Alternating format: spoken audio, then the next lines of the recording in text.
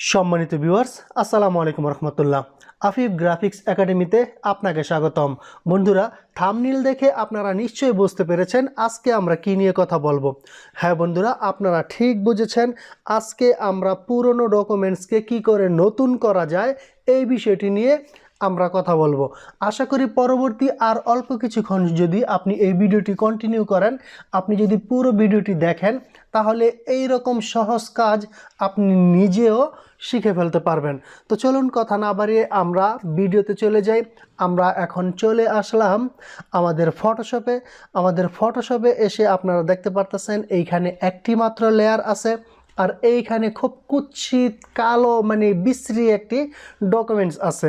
এই কুৎসিত বিশ্রী এই ডকুমেন্টসটিকে আমরা কি করে নতুন করতে পারি সেই চেষ্টাই করব। তো চলুন আমরা কথা না বাড়িয়ে একটু সেই চেষ্টাটা করতে থাকি। আমরা এই ফটোশপের এইখান থেকে প্রথমেই চলে যাব সিলেক্টে। আপনারা উপরে দেখতে পারতেছেন সিলেক্টে চলে গিয়ে আমরা এইখানে দেখেন লেখা আছে কালার রেঞ্জ। আমরা এইখান থেকে কালার রেঞ্জে ক্লিক করব।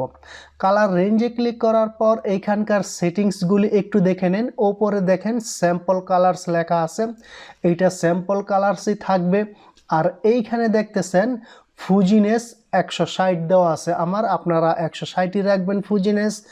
তারপর এইখান থেকে আপনারা দেখতে পারতেছেন সিলেকশন, আর এইখানে যদি ক্লিক করেন তাহলে ইমেজের মতো করেই দেখতে পারবেন।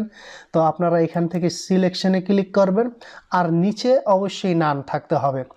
এই কয়েকটা অপশন এমনই থাকবে আপনারা এইখানে আর কোনো পরিবর্তনের প্রয়োজন নাই। এটা হচ্ছে একেবারে সহজ কথা।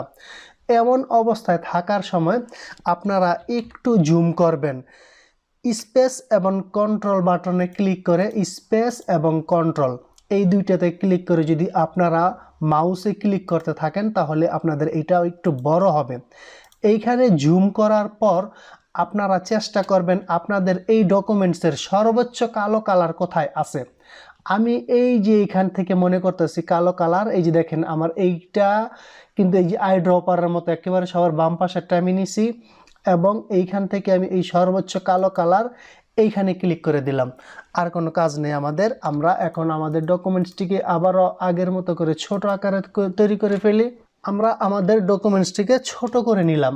আমাদের ডকুমেন্টসটি ছোট করার পর আমরা কিন্তু এখান থেকে কালারটাকে পিক করে নিয়েছি। কালারটিকে পিক করে নেওয়ার পর আমাদের কোনো কাজ নেই, আমরা এখান থেকে শুধুমাত্র ওকেতে ক্লিক করে দেব।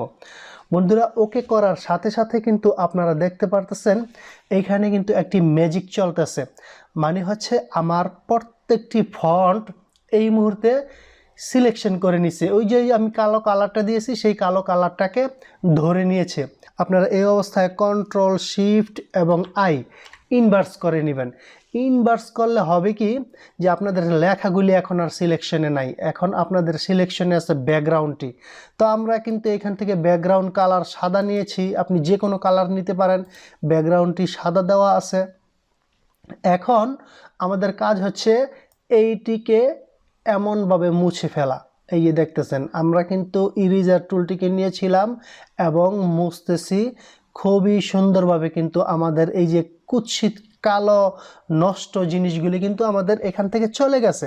এখন যদি আমরা কন্ট্রোল ডিতে ক্লিক করি, আপনারা দেখতে পারতেছেন কিন্তু আমাদের ডকুমেন্টসটি খুবই সুন্দর আছে এবং আমাদের লেখাগুলি কোনোভাবেই নষ্ট হয়নি।